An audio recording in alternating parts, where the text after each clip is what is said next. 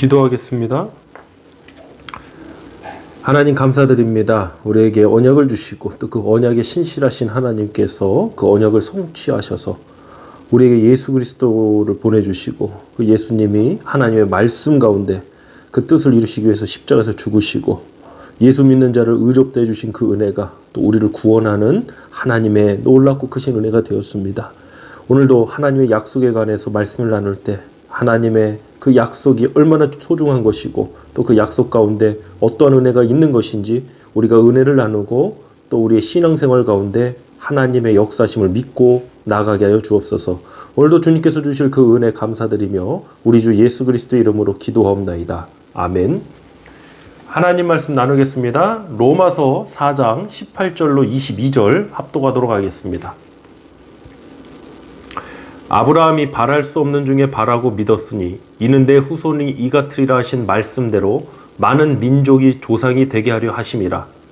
그가 100세나 되어 자기 몸이 죽은 것 같고 사라의 태가 죽은 것 같음을 알고도 믿음이 약하여지지 아니하고 믿음이 없어 하나님의 약속을 의심하지 않고 믿음으로 견고하여져서 하나님께 영광을 돌리며 약속하신 그것을 또한 능히 이루실 줄을 확신하였으니 그러므로 그것이 그에게 의로 여겨졌느니라. 아멘. 로마서 4장 18절로 22절 본문으로 하나님의 약속을 의심치 말라. 하나님의 약속을 의심치 말라는 제목으로 은혜 나누도록 하겠습니다. 우리는 참으로 많은 약속 가운데 살아가고 있습니다. 한 가정의 시작도 서로 남자와 여자 간의 부부로서의 서약을 하며 사랑의 약속을 기초로 한 가정이 시작됩니다. 우리가 은행에 돈을 맡기는 것도 약속입니다. 내가 이렇게 돈을 맡길 테니 은행에서는 그 돈을 잘 관리해주고 또 내가 원할 때 인출할 수 있고 이 모든 것이 세상의 기본 시스템 중 하나가 바로 약속에 기초하고 있습니다. 중요한 것은 그 약속의 주체, 누구와 약속하느냐는 것입니다. 툭하면 거짓말을 하고 툭하면 사기를 치는 사기꾼과의 약속 어떻게 믿을 수 있겠습니까? 말씀하신 것은 반드시 이루시고 또 변함이 없으신 하나님의 약속이라면 여러분 어떻습니까? 우리 사랑하는 성도 여러분, 우리는 하나님과의 약속, 언약 가운데 있음을 믿으시길 바랍니다. 우리가 구약 성경, 신약 성경, 구약에는 또 히브리어, 아람어, 또 신약에는 헬라어, 또 번역을 거쳐서 영어로 또 다양한 버전들이 나오고 또 우리 또 한국인들에겐 감사하게 또 한글 성경이 이렇게 주어졌습니다. 성경에 이런 버전도 많고 다양한 언어로 이렇게 성경이 오늘날 쓰여졌지만 사실 성경의 핵심 메시지는 약속에 있습니다. 예수 그리스도 복음을 통한 하나님의 약속의 성취로 오신 분이 예수 그리스도고 또 우리는 다시 오실 그 예수 그리스도의 약속, 재림하실 예수님에 대한 소망을 갖고 오늘 하루도 믿음 가운데 살아가고 있는 줄 저는 확신합니다. 하나님께서 믿음의 조상이라고 불리우는 아브라함을 75세에 본토 친척 아비를 떠나 내가 내게 지시할 땅으로 가라고 말씀하셨습니다. 그리고 자녀와 후손에 대한 언약, 또 너로 인하여 천하만민이 복을 얻으리라는 언약을 주셨습니다.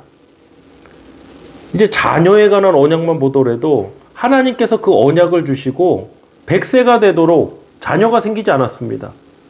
그래서 아브라함이 이제 집에서 제일 괜찮은 종을 나의 후사라고 하나님 앞에 했다가 그거 아니라고 그랬습니다. 그리고 여종 하갈에게서 낳은 이스마엘을 내 후계자로 했다. 그것도 아니라고 그랬습니다. 사라에게서 나는 자라야 내 후손이다. 내 후계자라는 말씀을 들었습니다.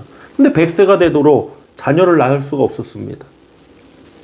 아브라함의 모든 생애의 이 흐름을 보면 결국엔 이것입니다. 하나님께서는 아브라함이 믿음을 갖도록 인도하신다는 것입니다. 저와 여러분도 마찬가지라고 믿습니다. 하나님이 역사하시는 삶이 어떤 삶이냐? 막 기적이 일어나고 표적이 일어나고 물론 맞습니다. 아브라함의 생애에도 얼마나 많은 기적과 표적들이 있었습니까? 그러나 결국에 하나님이 역사하시는 삶의 가장 큰 특징은 믿음을 갖도록 인도하시는 삶이라는 겁니다. 우리가 이 부분을 잘 집중해서 정말 하나님이 인도하시는 삶이 무엇인지 우리가 깨달아야 될 필요가 있습니다. 어떤 가시적인 성과와 지금 그런 것이 보이지 않는다고, 아브라함도 지금 보이지 않았습니다. 100세에 그 아들 이삭을 사라를 통해서 얻기까지 그런 가능성조차도 전부 다 사라진 상태였습니다.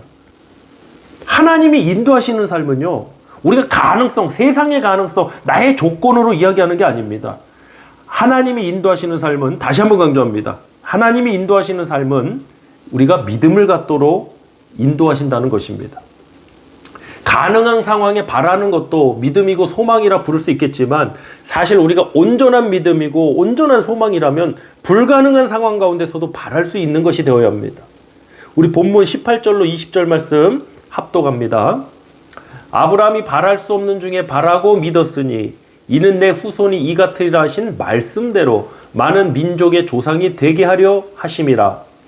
그가 100세나 되어 자기 몸이 죽은 것 같고 사라의 태가 죽은 것 같음을 알고도 믿음이 약하여지지 아니하고 믿음이 없어 하나님의 약속을 의심하지 않고 믿음으로 견고하여져서 하나님께 영광을 돌리며. 아멘.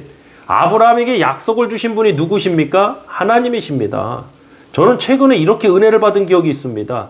하나님께서 약속하신 사람은 하나님의 그 약속을 지키시기 위해서, 그 약속을 이루시기 위해서라도 끝까지 그와 함께 하신다는 것입니다. 저는 언약에 신실하신 하나님이라 신학적 용어도 있지만 언약에 신실하신 그 하나님을 믿습니다. 우리 성도님들에게도 하나님이 언약을 주신 줄 믿습니다. 약속을 주신 줄 믿습니다. 우리 교회 가운데 말씀 주신 줄 믿습니다. 하나님은 그 역사를 이루시기 위해서라도 우리를 결코 떠나시지 않을 줄 믿습니다. 언제나 우리와 함께 하시는 하나님이 되실 줄 믿습니다. 내가 지켜야 될 것은 그 하나님에 대한 흔들리지 않는 믿음인 것입니다. 아브라함의 얘기로 다시 돌아가겠습니다. 아브라함의 가능성, 육체적 가능성, 상황적 가능성은 다 죽었습니다. 사람이 가능성이 보일 때 희망을 품을 수 있겠지만 가능성이 전혀 보이지 않는데도 희망을 품는 것은 이상한 일입니다. 세상 사람들이 뭐라 했겠습니까? 아니, 저 아브라함은 저렇게 나이가 먹어서 자신이 또 아내가 저렇게 늙어서 자식을 낳을 수 없다는 걸 알지 못하는가? 아브라함도 알았습니다. 아브라함은 자신의 상황을 부정하거나 외면하지 않았습니다. 어떤 최면에 걸린 것도 아닙니다. 오히려 아브라함은 자신의 상황에 대해서 정확하게 인지하고 있었습니다. 본문 19절 말씀을 보니까 아브라함 자신과 사라의 태가 죽은 것 같음을 분명히 알았습니다. 여기서 중요한 지점이 또 한 가지 있습니다. 우리가 간혹 믿음이다 해서 자신이 처한 상황을 외면하고 부정하려는 분들이 있습니다. 믿음은 그런 것이 아닙니다. 믿음은 회피하고 부정하고 외면하는 게 아닙니다. 믿음은 직면하는 것입니다. 오히려 우리의 현실을 있는 그대로 인정하고, 하나님, 내가 감당할 능력이 없고 어떻게 할 줄도 알지 못하고 오직 주만 바라보나이다 라는 그 기도처럼 저와 여러분이 정확하게 상황을 인식하고 인지하고 그것을 하나님 앞에 있는 그대로 올려드리는 것이 온전한 믿음입니다.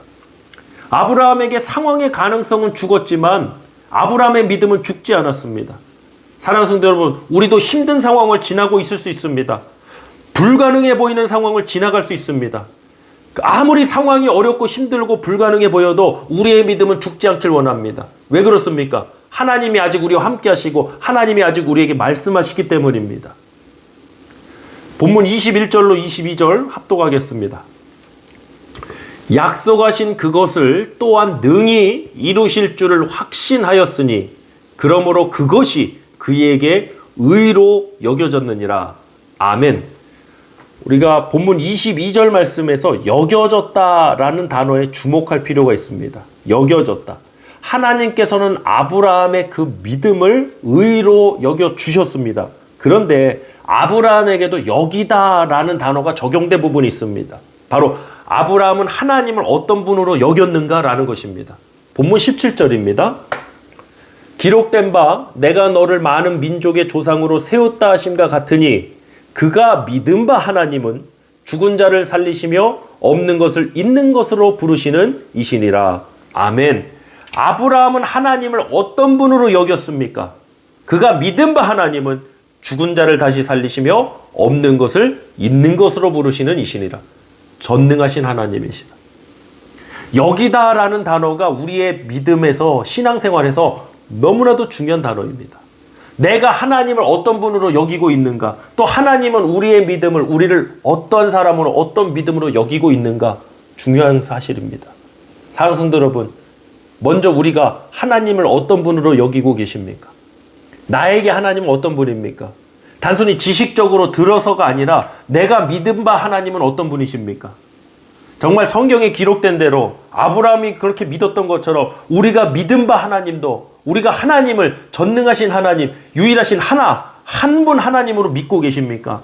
아니면 하나님을 만약 여러 대안 중에 하나, 어떤 내 지식이나 내 방법도, 또 세상의 어떤 도움고, 세상의 방법, 그리고 하나님, 이런 세상의 여러 대안들 중에 하나로 하나님을 여기고 계시진 않습니까? 하나님이 나의 한 분이신 하나가 될 때 하나님의 역사가 임할 줄 믿습니다. 우리 사랑하는 성도 여러분, 하나님의 약속을 의심치 않고 믿음에 견고해져서 하나님이 능히 이루실 줄을 믿는 저와 여러분 되길 간절히 소망합니다.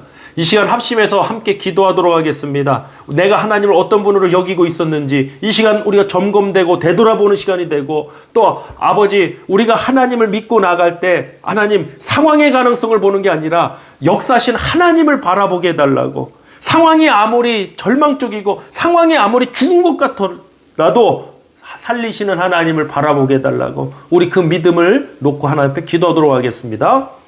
할렐루야. 하나님 아버지 감사드립니다. 하나님, 가능성이 보일 때 소망을 말하고 가능성이 보일 때 믿음을 말하는 일은 어느 정도 가능하겠지만, 전혀 가능성이 보이지 않고 죽은 것 같음을 알고도 하나님이 살리실 것을 믿고 없는 것을 있는 것으로 불러 역사하실 줄 믿는다는 것은 믿음이 아니면 도무지 할 수 없는 일입니다. 하나님은 우리를 인도하고 계십니다. 하나님은 우리를 믿음의 삶으로 우리가 하나님을 믿을 수 있도록 인도하고 계심을 믿습니다.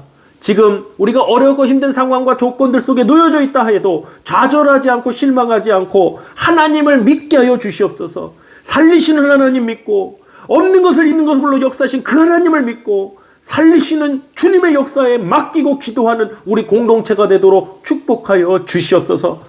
언약에 신실하신 하나님께서 그 언약을 성취하시기 위해서도 전능하신 역사로 우리 가운데 함께 하실 줄 믿사오며, 오늘도 주님 주신 은혜 감사드리며 우리 주 예수 그리스도의 이름으로 축복하며 기도하옵나이다. 아멘.